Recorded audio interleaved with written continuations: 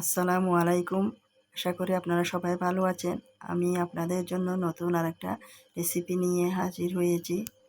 আমি ঘরে গরম মশলা বানানোর জন্য 4টা বড় রঙের এলাচ, পরিমাণ মতো ছোট সবুজ রঙের এলাচ, কাবাব চিনি, স্টার এনাচ, জয়ফল, 1 ফুড কাপ জিরা, 1/3 কাপ শাহি জিরা নিয়ে নিচ্ছি। 1 টেবিল চামচ রং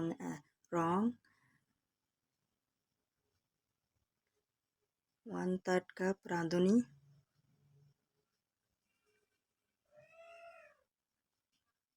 1 ফুড কাপ ধনিয়া, 1 ফুড কাপ কালো জিরা নিয়ে নিচ্ছি। 1 ফুড কাপ মেথি নিয়ে নিচ্ছি।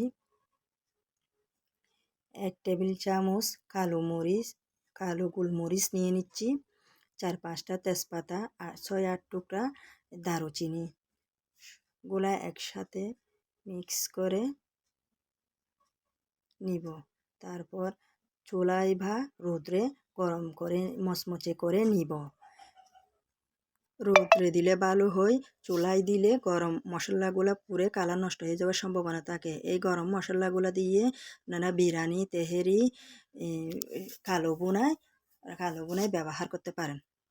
ভিডিওটা ভালো লাগলে একটা লাইক আর সাবস্ক্রাইব করে পাশে থাকবেন। আসসালামু আলাইকুম।